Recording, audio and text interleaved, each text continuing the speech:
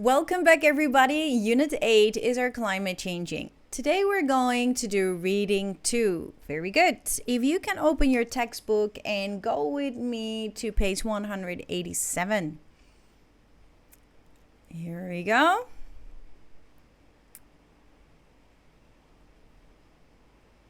Climate change, making informed decisions. Yes, and as you know, before we read the text, we always do our previewing, which means that we predict the text type and the purpose by looking at the headings and the title and maybe the subheadings that we can see. Then after that, we skim the text by reading the introductory paragraph, every first sentence, which is the topic sentence in the last paragraph in the text. And while we're doing that, we annotate the text. And by skimming, we will get the main idea of the text. After that, we will look at the question. We analyze the question on the topic and the purpose. And then if we can answer it, we can just scan the text by just looking over the text quickly and looking for a keyword in order to answer the question. But those are mostly the detailed factual questions. For the questions that are implied, have an implicit meaning and need more analysis, we will have to read the text. We would then read every body paragraph, and while we're reading, we annotate it and then go back to the question and answer. Very good. Let's start with the first part. Look at the bold-faced words and phrases in the reading and think about the questions. 1. Which words or phrases do you know the meaning of? And 2, can you use any of the words or phrases in a sentence? Now, I want you to look at the bold-faced words and I want you to make a sentence of every bold-faced word. Okay, we're going to look at them together. We have debates, so make a sentence with the word debates, but different from the text, yeah? Then we have the word affect, yeah, which is causing something, and limits, warn. That's it, I guess. Yeah, that's it. So I want you to make a sentence with those words, okay? So limits, affect, warn, and debate. So the 4 words, 4 sentences. Go ahead. Awesome. Yeah. So our text is about climate change, making informed decisions. Let's listen. Oh, wait a second. Before we do that, I want you to skim the text. I'm going to give you some time to do that. Read the first paragraph, every first sentence, and the last paragraph. And please write down the main idea of the text. Go ahead.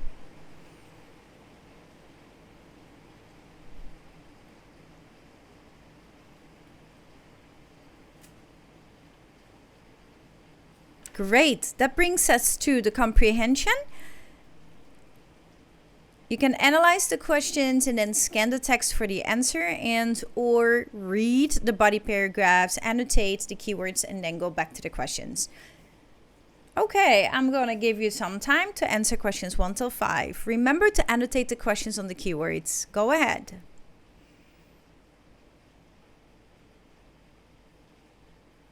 That brings us to the reading skill for today. Identifying cohesive devices of contrast. So cohesive devices are words and phrases we use to connect ideas, but now we're going to talk about the ones that show a contrast. For the next 60 years, most scientists did not think that the daily actions or lifestyles of humans could really change the Earth's temperature. Since then, however, many scientists have thought that our actions do make a difference. That is from paragraph 2. From the text just now. What information follows the word however? And what information comes before it? Here we have since then, and then we have many scientists. Writers use cohesive devices of contrast to introduce opposing ideas, contrasting ideas in the text. A cohesive device of contrast is a word or phrase that tells us that the information that will follow is different from what comes before it.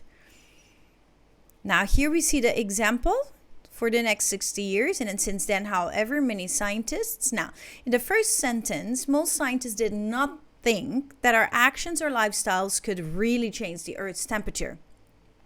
In the second sentence, many scientists do think that our actions make a difference. So you see here, there's a contrasting idea.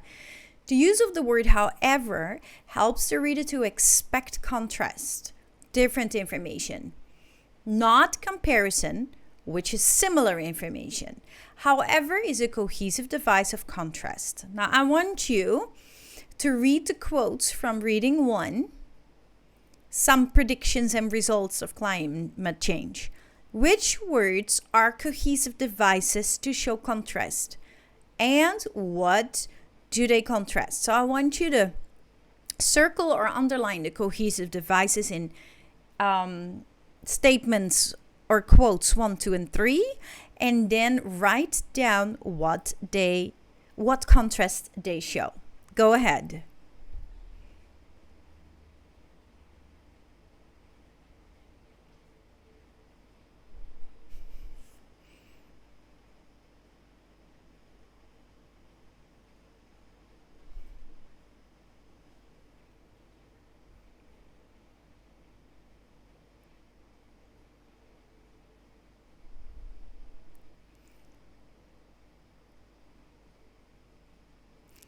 Okay, just now I forgot to give you the audio of the text, so I'm going to do that right now. If you still want to check your comprehension questions, that is fine. Let's listen. Climate change. Making informed decisions. For the past decade, there have been angry debates about whether our planet is heating up and whose fault it is. Scientists, politicians, journalists, and famous entertainers are all saying that our planet is in trouble and that human beings are the cause. They say we must act now to reduce our use of fossil fuels before it is too late. At the same time, a few governments and some scientists argue there is no evidence that humans are causing recent changes in climate and weather.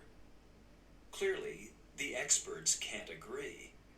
So, what is the average person supposed to think or do about this issue? Can carbon dioxide produced by humans cause climate change? This question was first studied in the early 1900s. For the next 60 years, most scientists did not think that the daily actions or lifestyles of humans could really change the Earth's temperature. Since then, however, many scientists have thought that our actions do make a difference. In 1988, a group of scientists called the International Panel on Climate Change, IPCC, met to discuss 3 important issues. 1, how our lifestyles affect the Earth's climate. 2, how climate change would affect us in the future. And 3, how to deal with climate change. Later, the IPCC ideas were used to write the Kyoto Protocol, a 1997 agreement that explained our role in the Earth's changing atmosphere and set international limits for gas emissions from 2008 to 2012. Some countries have decided to continue these reductions until 2020. However, CO2 emissions are now more than 50% higher than in 1990. A few governments, including the United States and Saudi Arabia, and some companies don't support the Kyoto Protocol. They think achieving the limits that were put in the protocol would cost too much money and be bad for business. Scientists who work for these governments and companies argue that recent climate change is not actually caused by humans. These scientists don't think we really need to change our lifestyles. That is, we should continue to drive, fly, and live normally. They present evidence that proves that the Earth is going through a normal heating and cooling cycle, as it has done throughout its history. So, is there a link between humans and climate change or not? Who should we believe, the IPCC or the governments and companies that disagree with it. To reach an educated opinion, it is important to think about the people who make scientific claims and what their purposes may be. For example, some say the scientists who warn about global warming are trying to scare people in order to get attention and money for their research. According to Petra Chilek, professor of physics and atmospheric sciences at Dalhousie University in Nova Scotia, scientists can only get this attention and money by making things bigger and more dangerous than they really are. And what about the other experts who say our use of fossil fuels is not causing climate change? Well, some of them get money from companies that produce these fossil fuels. For example, ExxonMobil, one of the world's biggest oil companies, has spent millions of dollars to support groups that discredit the idea of global warming.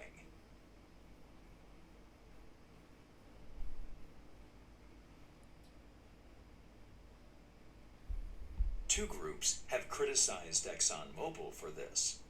One is the Union of Concerned Scientists, a group of watchdog scientists in the United States.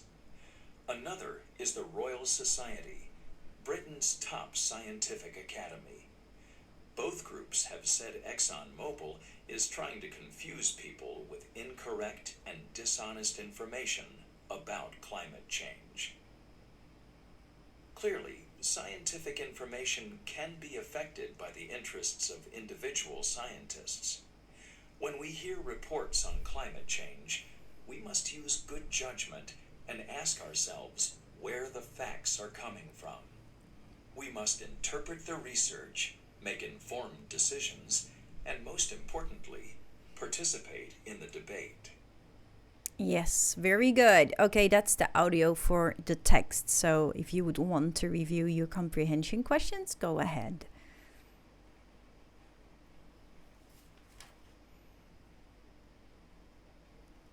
Make sure you have annotated the 3 quotes, yeah? So underline or circle the cohesive devices and write down what contrast is shown through the quotes.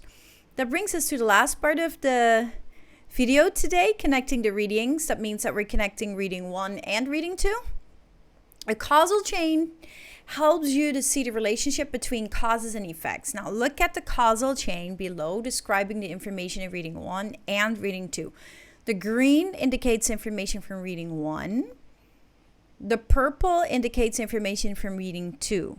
Now look back at the readings to fill in the missing causes and the missing effects from the choices below. So we've got A, B, C, D, E, and F. So ExxonMobil produces fossil fuels, and then we have the blue and the green. I'd like you to fill this causal chain out. Take some time. Go ahead. That brings us to step 2, which is synthesizing. So in step 1, we organize the information from 2 reading sections and we connect it, correlate. And then in step 2, we create something new with that information. In this case, you're going to complete a summary of the cause and effect relationships of ExxonMobil scientists in climate change. So you're going to use the information from step 1, organizing. And it starts with this. There is an interesting relationship between oil companies, scientists, and climate change. ExxonMobil is a company that produces fossil fuels. When fossil fuels such as coal and gasoline are burned, greenhouse gases are put into the atmosphere. And I want you to continue this. You complete the summary based on the information from step 1. Yay, so good.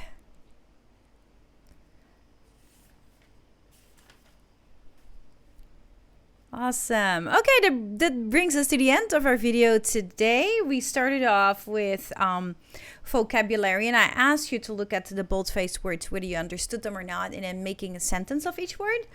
Then we talked about previewing the text and skimming the text and analyzing the question and scanning the text. And then you had to do comprehension questions. And we did a reading skill, which is identifying cohesive devices of contrast, so words and phrases that we use to connect ideas, but in this case, with the purpose to show an opposite meaning, a contrast. Then we connected reading 1 and 2 by organizing the information of both readings in a cause and effect chain, a causal chain, and then using that information to synthesize by making and completing a summary. Very good. You are amazing. I will see you very soon in the next video. God bless you. Bye bye.